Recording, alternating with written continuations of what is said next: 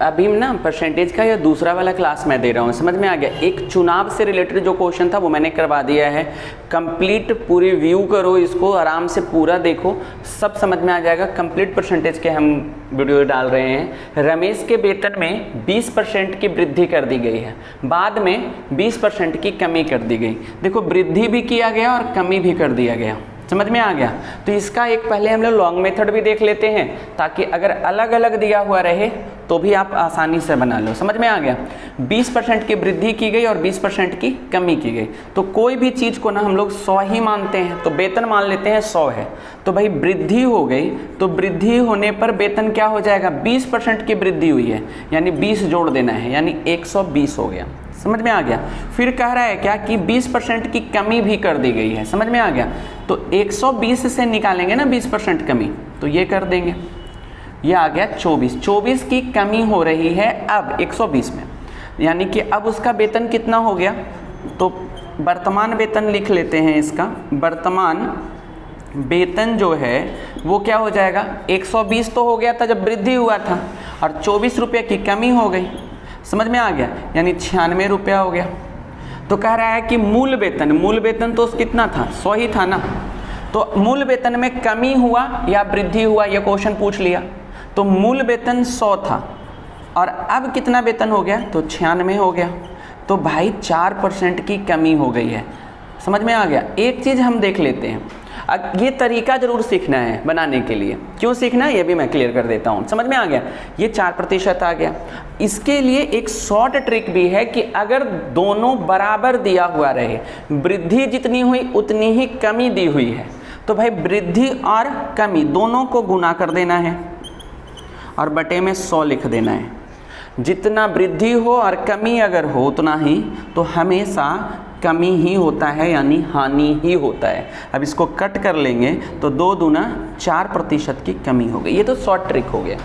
लेकिन ध्यान देना, अगर डाटा यहाँ पर का चेंज कर देता है तो आपको इसी मेथड से बनाना पड़ेगा। अगर हम यहाँ पर कर दें कितना प्रतिशत बेटा, तो यहाँ पर हम 30% कर दें, तो आप इससे भी बनाने की कोशिश करना और इससे भी बनाने की कोशिश करना।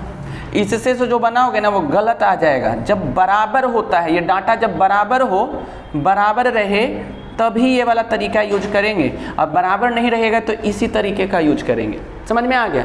इसी क्वेश्चन को अलग तरीके से भी पूछा जा रहा है पेपरों में। क्या है, पूछ लिया हमें वेतन में वृद्धि हो जाए, मूल्य में वृद्धि हो जाए या कमी हो जाए। देखो इसमें भी सिर्फ उसका टंग बदल दिया गया है। आयत की लंबाई 10% बढ़ा दी गई और चौड़ाई क्या कर दिया गया, 10% कम कर दिया गया। देखते हैं क्षेत्रफल पर क्या प्रभाव पड़ेगा। तो सिंपल सा देख रहे हैं क्या कि एक में कमी हुआ और दूसरे में वृद्धि हो गया। बराबर दिया हुआ है तो बेटा सिंपल सा आंसर है, सेकेंडों में अगर बराबर दिया हुआ है तो क्या हो जाएगा, 1 गुने में 1% की, अभी सर ने बताया था क्या बराबर है, तो ये वाला दिमाग लगा रहे हैं, वही लगा रहे हैं, यानी 1% की कमी हो जाएगा। समझ में आ रहा है, कोई प्रॉब्लम है। अब इसी टाइप के कुछ और भी क्वेश्चंस मैं ले रहा हूँ, ठीक है ना, उसको भी आप लोगों को बता रहा हूँ जो पेपर में काफ़ी ज़्यादा आ रहा है, ठीक है। ये वाला जो क्वेश्चन है ना बेटा, अभी जो मैंने दोनों बताया है उसी पे बनाने की कोशिश करना, बन जाएगा, समझ में आ गया। तो ये वाला क्वेश्चन थोड़ा सा अलग है, और इस टाइप के क्वेश्चन CGL के और CHSL में बहुत बार पूछा जा रहा है, समझ में आ गया। तो थोड़ा सा ध्यान देते हैं कि इसमें क्वेश्चन में है हो क्या रहा है। चाय के मूल्य में 10% की कमी कर दिया गया। 270 रुपये खर्च करने पर पहले से 250 ग्राम ज़्यादा चाय खरीद के ले आता है कोई।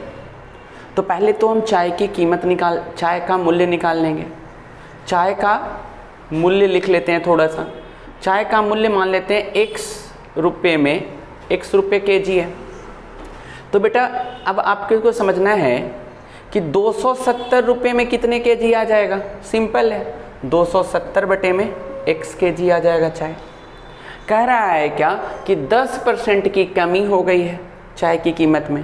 तो कमी जो होगी वो क्या हो जाएगा, 10% की कमी, यानी 90 हो, अगर 100 है तो 90 हो जाएगा, यानी 9 बटे में ये कट कर देंगे, 9 बटे में 10x हो गया इसकी कमी होने पर कीमत। आ रहा है समझ में। अब देखो इसमें क्या हो रहा है कि कीमत कम गया, तो अब कितना आ जाएगा 270 रुपये में, पहले इतना आ रहा था, अब कितना आ जाएगा, तो ये 270 बटे में ये वाला डिवाइड कर देंगे, 9/10x बराबर 270 बटे में, अब क्या हो रहा है वो देख लेते हैं, समझ में आ गया। 10 हो जाएगा ऊपर और 9 आ जाएगा नीचे, ठीक है, कट कर देंगे तो 30, यानी कि ये आपका आ जाएगा कितना, 300x। समझ में आ रहा है, ये हो गया पहले का और ये हो गया बाद का, आ रहा है समझ में। 1 मिनट, अब इसका सॉल्यूशन कर लेते हैं। ये पहले की कीमत थी और अब अभी की कीमत हो गई, 300 आ जाएगा, समझ में आ गया। तो 300 बटे में x रहेगा, सॉरी यहाँ पर 200 बटे में 270 बटे में x, और ये क्या हो जाएगा 300 बटे में x kg। तो अंतर क्या हो रहा है वो दिया हुआ है। पहले की कीमत, पहले भी 270 रुपये में खरीदता था तो इतना खरीदता था, अब कमी हो गई तो कितना खरीद रहा है, इतना, यानी कि अब देख लेते हैं क्या हो जाएगा। तो अब ज़्यादा खरीद रहा है, 300 बटे में x माइनस 270 बटे में x। तो कह रहा है क्वेश्चन में कि 250 ग्राम अधिक खरीद लेता है, तो 250 ग्राम इधर कर लेंगे, तो 250 ग्राम को केजी में बदलेंगे क्योंकि दोनों केजी में है, तो ये बटे में 1000 हो जाएगा। अब इसको सॉल्यूशन कर लेते हैं, ये x आ जाएगा और यहाँ आ जाएगा 30 बराबर में 250 बटे में 1000। समझ में आ रहा होगा आप लोगों को। अब आगे निकालेंगे x की वैल्यू, क्या हो जाएगा वो देख लेते हैं। x बराबर क्या हो जाएगा, तो 30 गुने में 1000 बटे में 250। अब ये कट कर लेते हैं आपका, अब इसको कटिंग कर लो, 25 चौका 100 0, यानी कि 120 रुपया। समझ में आ गया, यानी कि 120 रुपये। चाय की मूल्य कितनी थी, 120 रुपये, x की वैल्यू आ गई। तो पहले का भाव निकालना था, तो पहले का भाव हमारा निकल गया कितना, 120 रुपये। कहता है कि नया भाव क्या निकालो, तो 10% की कमी हो गई, तो 120 का 10% निकाल लो। तो इसको कट करेंगे तो 12 आएगा, तो 120 में से 12 माइनस करेंगे तो कितना आ जाएगा, 9 आपका 108 रुपया। समझ में आ गया, यानी नया भाव कितना हो गया इसका, 108। नया भाव कितना आंसर आ रहा है, 108 रुपया। पेपर में दोनों पूछ लेगा या फिर कोई एक ही पूछेगा, पहले का भाव या बाद का भाव। तो पहले का 120 रुपया हो गया और